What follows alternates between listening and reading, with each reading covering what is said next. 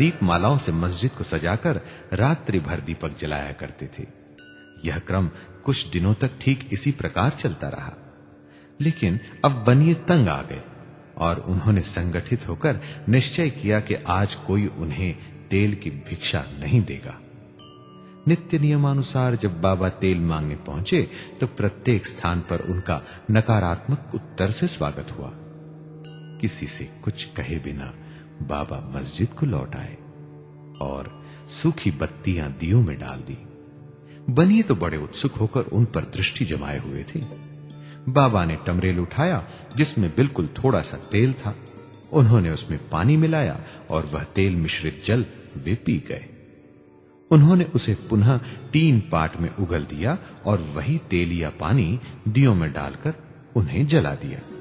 उत्सुक बनियों ने जब दीपकों को पूर्ववत रात्रि भर जलते देखा तब उन्हें अपने किए पर बड़ा दुख हुआ और उन्होंने बाबा से क्षमा याचना की। बाबा ने उन्हें क्षमा कर भविष्य में सत्य व्यवहार रखने के लिए सावधान किया। आइए अब सुनते हैं मिथ्या गुरु जौहर अली की कथा। उपर्युक्त वर्णित कुश्ती के 5 वर्ष पश्चात जौहर अली नाम के एक फकीर अपने शिष्यों के साथ राहता आए। वे वीरभद्र मंदिर के समीप एक मकान में रहने लगे। फकीर विद्वान था, कुरान की आयतें उसे कंठस्थ थी, उसका कंठ भी मधुर था। गांव के बहुत से धार्मिक और श्रद्धालु जन उसके पास आने लगे और उसका यथा योग्य आदर होने लगा। लोगों से आर्थिक सहायता प्राप्त कर उसने वीरभद्र मंदिर के पास एक ईदगाह बनाने का निश्चय किया। इस विषय को लेकर कुछ झगड़ा हो गया, जिसके फलस्वरूप जौहर अली राहता छोड़ शिरडी आया और बाबा के साथ मस्जिद में निवास करने लगा। उसने अपनी मधुर वाणी से लोगों के मन को जीत लिया। वह बाबा को भी अपना एक शिष्य बताने लगा। बाबा ने कोई आपत्ति नहीं की और उसका शिष्य होना स्वीकार कर लिया। तब गुरु और शिष्य दोनों पुनः राहता में आकर रहने लगे। गुरु शिष्य की योग्यता से अनभिज्ञ था, परंतु शिष्य गुरु के दोषों से पूर्ण परिचित था। इतने पर भी बाबा ने कभी उसका अनादर नहीं किया और पूर्ण लगन से अपना कर्तव्य निभाते रहे और उसकी अनेक प्रकार से सेवा की। वे दोनों कभी कभी शिरडी भी आया करते थे, परंतु मुख्य निवास राहता में ही था।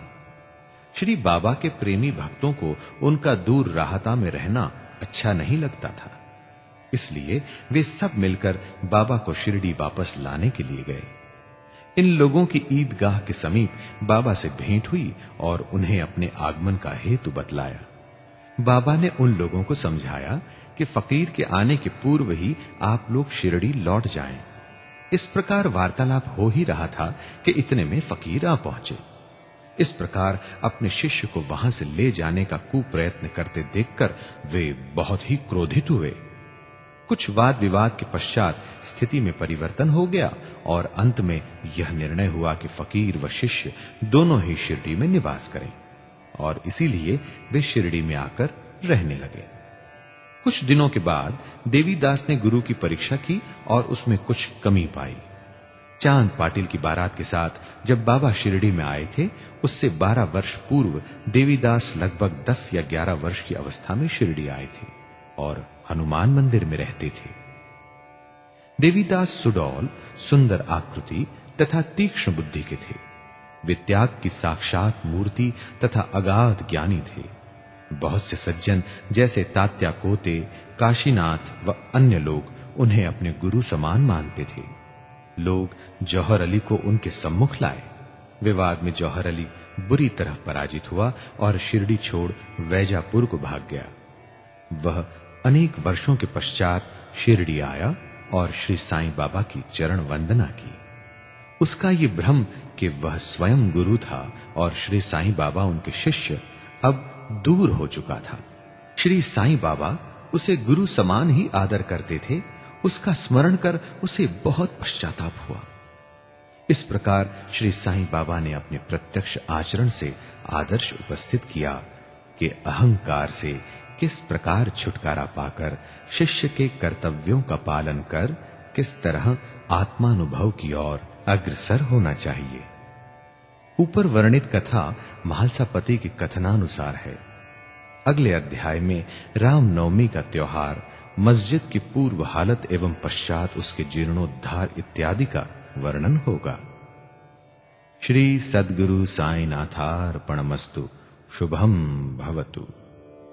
जल से दीपक जला दिया, साईं का है प्रताप। जैसे पृथ्वी पर खिला, सच का तेज प्रकाश। साईं नारायण नारायण हरि हरि। अध्याय 5 संपूर्णम।